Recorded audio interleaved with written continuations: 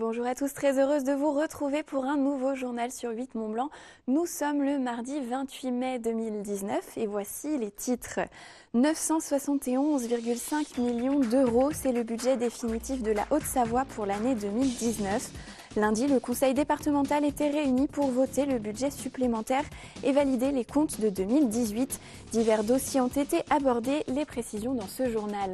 Et puis nous ouvrons notre série de la semaine. Jean-Paul Crespi s'est intéressé aux passionnés de bicyclette. Ce soir, il nous propose une rencontre avec un cadreur, un artisan qui travaille le titane pour donner aux amoureux du cycle la liberté de sillonner les routes.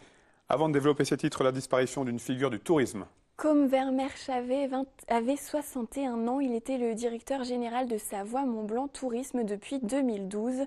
À la tête de la structure, il assurait la promotion du territoire en France et à l'international. Nous avons appris son décès ce mardi des suites d'une longue maladie. La Haute-Savoie a voté son budget supplémentaire.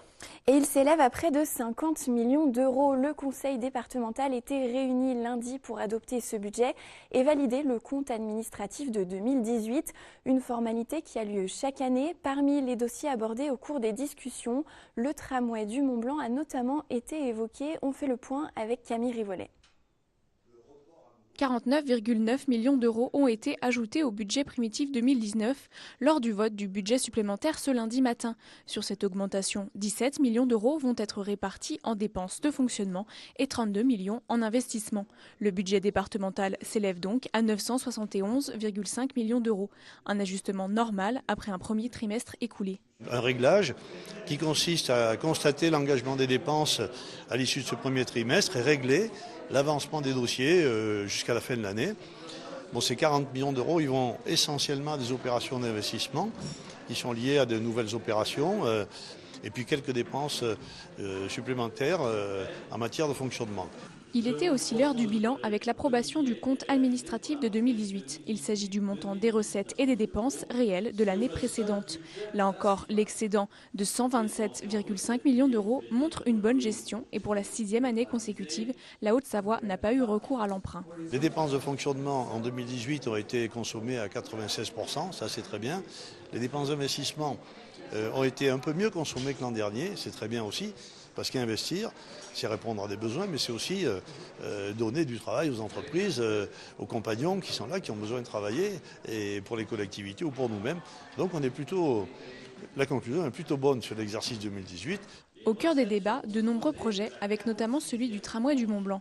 Après de nombreuses études sur le mode d'exploitation, le département a décidé de recourir à une concession de service public. Lancer une procédure pour trouver un nouvel exploitant, puisque la délégation de service public s'est terminée au 31 décembre 2018 et qu'on est dans une phase d'exploitation temporaire et provisoire jusqu'au 31 mai 2020. Et donc on recherche le professionnel qui va exploiter le tramway du Mont-Blanc pour les 15 ans à venir, dans le cadre d'une concession, mais où les investissements seront réalisés par le département, parce que l'exploitation ne permet pas de dégager suffisamment de bénéfices pour aller financer les investissements lourds. Un pas de plus donc pour le TMB. Les investissements de cet équipement sont toujours en cours avec une aide départementale en 2019 de 3,8 millions d'euros uniquement pour l'achèvement des travaux de rénovation de la voie du tramway du Mont-Blanc. La terre a tremblé en Haute-Savoie. Un séisme de magnitude 4,1 a été enregistré ce mardi matin entre Lugrin et Lausanne. L'épicentre se situe dans le lac Léman. La secousse s'est produite à 10h48 précisément et a été ressentie jusqu'à Évian. Le séisme n'a entraîné aucune intervention des sapeurs-pompiers. On poursuit avec la visite d'une entreprise. Nous poussons ce soir les portes de Montagne Saveur. Le site de production de viande a participé la semaine dernière aux rencontres organisées par l'Association nationale interprofessionnelle du bétail et des viandes. L'objectif, faire découvrir en toute transparence ces ateliers.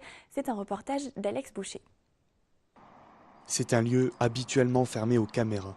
Montagne Saveur, le fabricant de viande bovine hachée, a ouvert ses portes au grand public. Une rencontre entre professionnels et particuliers pour rehausser l'image d'un métier souvent stigmatisé, notamment par les images de l'association antispéciste L214 qui défend les droits des animaux. C'est pas le reflet de ce qui se passe sur le marché. Moi, quand je rencontre des éleveurs qui aiment leurs animaux, qui s'en occupent, qui font de l'élevage, enfin, quand je vois dans les abattoirs et les gens travaillent correctement aussi, enfin, je me retrouve pas dans ce genre de reportage. Chaque jour, c'est le même rituel. On se lave les mains, les bottes, car la propreté est indispensable pour éviter toute contamination. Les viandes sont traitées, coupées et congelées en moins d'1 heure. Donc là, on a une cellule de surgelation, parce qu'on fait du frais et du surgelé. On a une cellule de surgelation qui marche avec du CO2 et surgèle 180 kg en 10 minutes. Des kilos de viande bovine qui ont toutes la même provenance. Moi, ce que je veux montrer au public, c'est notre façon de faire. Que le consommateur se rende compte qu'on fait ça avec des viandes locales. Donc c'est soit la région du Goût, donc la région Auvergne-Rhône-Alpes, soit viande Pays de Savoie. Le territoire recense 6500 exploitations spécialisées viande, soit la 2e région de France après la Nouvelle-Aquitaine. Dans le monde, la production de viande atteint 300 milliards de tonnes par an. Et cette semaine, nous vous proposons une série consacrée à la bicyclette. Jean-Paul Crespi a choisi de prendre des chemins de traverse pour partir à la rencontre d'acteurs atypiques du monde de la petite reine.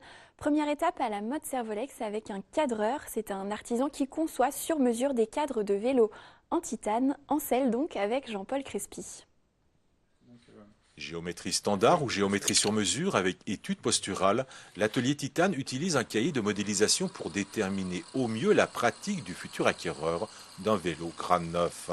Un ensemble de données nécessaires afin de cerner au plus près les usages du pratiquant, que sa pratique soit de détente ou de compétiteur. Un seul objectif à cette étude comportementale, fabriquer un cadre le plus adapté à son usage. Dans l'atelier, ils sont réalisés exclusivement avec du titane, un matériau aux propriétés surprenantes car il offre un rapport masse, rigidité, résistance, élasticité exceptionnel tout en conservant ses propriétés mécaniques. C'est un matériau aussi qui permet des abus. Il ne faut pas trop en abuser justement, mais on peut vraiment donner un comportement dynamique fort, avoir une souplesse de cadre et donc un dynamisme qu'on ne pourrait pas se permettre sur d'autres matériaux parce qu'ils casseraient au bout d'un certain temps. Et la casse, c'est quand même pas quelque chose qu'on cherche. Donc, et puis, le titane, c'est aussi agréable à travailler, à souder. Pour cet artisan cadreur, concevoir des cadres informatiquement est une évidence, car le logiciel dédié pour finaliser les géométries lui impose de souder la matière en fonction de la longueur des segments du client et de sa pratique. Cette signature résume à elle seule l'esprit qui habite cet artisan. Pour moi, le vélo, c'est la liberté. Donc à partir du moment où on a le bon outil et que cet outil est durable, on a cette liberté de pouvoir faire ce qu'on veut et de rouler et d'aller. Il n'y a plus de limite, il y a des gens qui font des tours du monde à vélo. Donc s'ils ont le bon vélo il vous emmènera au bout du monde. Voilà, c'est un peu cliché, mais je pense que c'est l'élément clé. Ingénieur en physique appliquée, Björk Tiani est un artisan dont l'unique objectif est de réaliser des cadres de vélo qui doivent offrir une pratique la plus agréable possible. Un travail d'alchimie complété par une maîtrise technique aboutie de l'assemblage du titane. Dans son atelier, le cadre est une pièce d'orfèvre au service du cycliste. Et c'est la fin de cette édition. Merci pour votre fidélité. Merci à toute l'équipe pour la préparation de ce JT. Seb, je te laisse conclure. Quant à moi, je vous retrouve demain. Passez une très belle soirée.